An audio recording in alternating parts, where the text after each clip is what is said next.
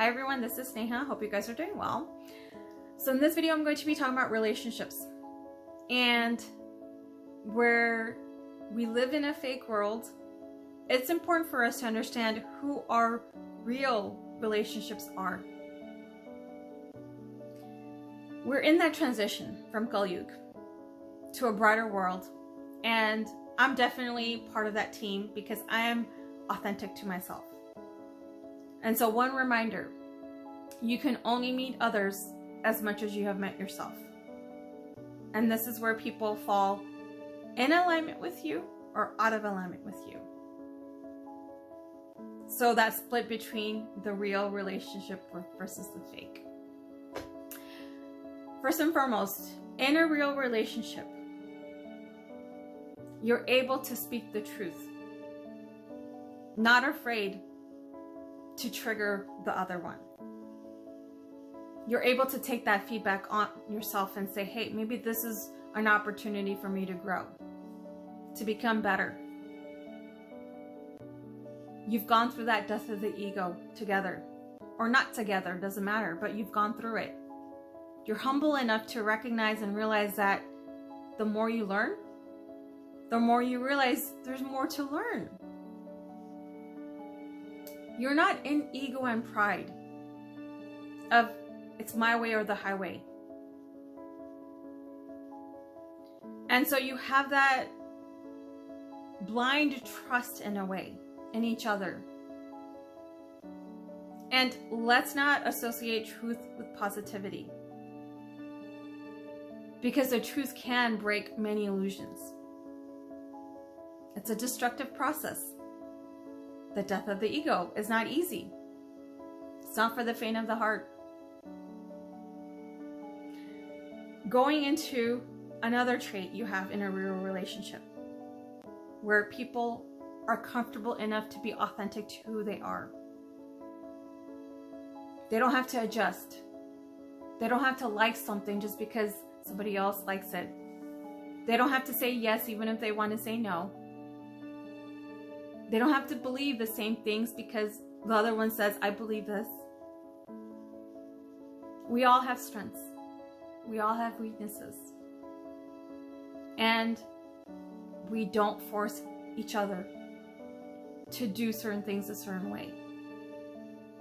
That's that freedom, the space, giving each other patience and time. And also recognizing that they're their individual person. They can do what resonates with them. Going to the third item. The third trait is that of having no agenda. Because you may be a buddy or a friend that you go on hikes with, or somebody that you talk about books with, or somebody that you talk about conspiracy theories with, etc. But that's the scope of your relationship, and that's fine. Where you are just there with each other when you need each other, not forcing them to be there because you're my friend, you have to be in every situation. Being empathetic, understanding each other's, maybe they're going through a tough time, or maybe they need me to step up for them. If they haven't called me, maybe I should call them. So these are a couple of traits that I've mentioned, but I do want to end it off with this book, the Bhagavad Gita. I started rereading this, and as you've noticed, I've been talking a lot about these keywords: manifestation, awareness, consciousness, awakening,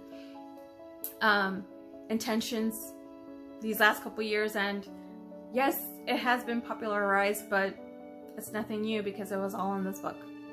And if you don't like reading books and you can't put yourself through reading a book, I highly recommend you watch B.R. Chopra's The Mahabharata. They talked about everything that's happening in today's world.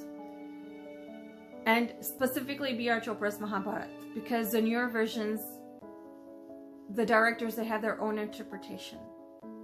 He did a phenomenal job of explaining the principles of life Sanatan Dharma, and how we manifest our life with our energy, with our thoughts, with our mindset, with our intentions. And yes, we can change our life by our habits, by our deeds, by karma. Laws of universe are at play. And I do want to state this fact, because I've had multiple conversations on this subject. I am religious, but I am not religious.